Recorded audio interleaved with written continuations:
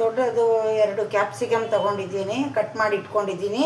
ಸ್ವಲ್ಪ ಶುಂಠಿ ಪೇಸ್ಟು, ಸ್ವಲ್ಪ 2 ಟೊಮ್ಯಾಟೊ, ಮತ್ತು ಜೀರಿಗೆ, ಸ್ವಲ್ಪ ಸಾಸಿವೆ, ಒಂದು ದೊಡ್ಡದೊಂದು ಈರುಳ್ಳಿ, ಸ್ವಲ್ಪ ಕೊತ್ತಂಬರಿ ಸೊಪ್ಪು, ಮೊಸರು, ಕಡಲೆಕಾಯಿ ಬೀಜ ಹುರಿದು ಪೌಡ್ರ್ ಮಾಡಿ ಇಟ್ಕೊಂಡಿದ್ದೇನೆ.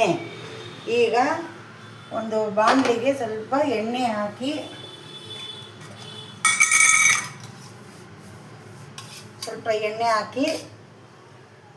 ಈರುಳ್ಳಿ, ಸಾಸಿವೆ ಮತ್ತು ಜೀರಿಗೆಯನ್ನು ಹಾಕುತ್ತೇನೆ.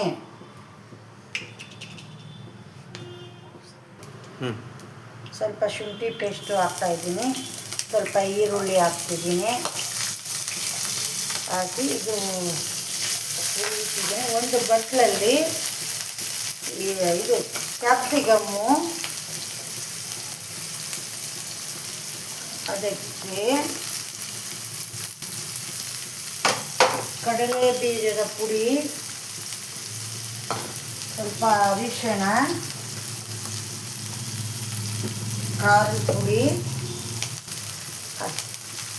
ಅಚ್ಕಾರದ ಪುಡಿ, ಸ್ವಲ್ಪ ಉಪ್ಪು,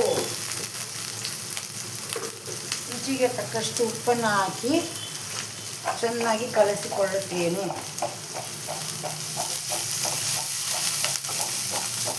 ಕಲಸಿದ ನಂತರ ಈಗ ಅದಕ್ಕೆ ಸ್ವಲ್ಪ ಟೊಮ್ಯಾಟೊ ಮಿಕ್ಸ್ ಮಾಡ್ತಿದ್ದೇನೆ. ಟೊಮ್ಯಾಟೊ ಮಿಕ್ಸ್ ಮಾಡಿ ಸ್ವಲ್ಪ ಚೆನ್ನಾಗಿ ಹುರಿಯಬೇಕು.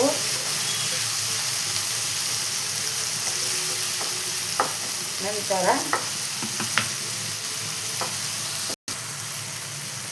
ಈಗ ಕಲಸಿಟ್ಟಿರುವ ಕ್ಯಾಪ್ಸಿಕಮ್ಮು ಮತ್ತು ಕಡಲೆ ಬೀಜ, ಉಪ್ಪು, ಖಾರದ ಪುಡಿ, ಅರಿಶಿನ ಪುಡಿ ಎಲ್ಲವನ್ನು ಇದಕ್ಕೆ ಮಿಕ್ಸ್ ಮಾಡ್ತಿದ್ದೇನೆ.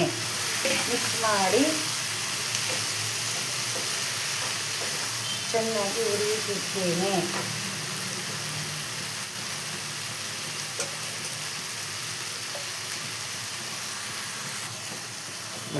ಚೆನ್ನಾಗಿ ಬೇಯಲು ಸ್ವಲ್ಪ ನಾವು ನೀರನ್ನು ಮಿಶ್ರಣ ಮಾಡಿಕೊಂಡು ಬೇಯಿಸಬೇಕು.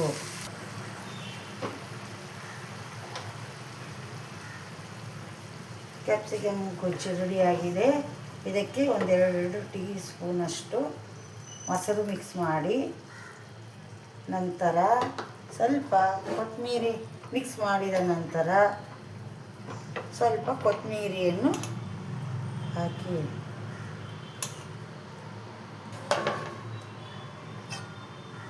ಇದನ್ನು ದೋಸೆ, ಚಪಾತಿ ಜೊತೆ ಉಪಯೋಗಿಸಬಹುದು. ಭಾಳ ಚೆನ್ನಾಗಿರುತ್ತೆ ಈ ತೊಕ್ಕು ತಿನ್ನೋದಕ್ಕೆ.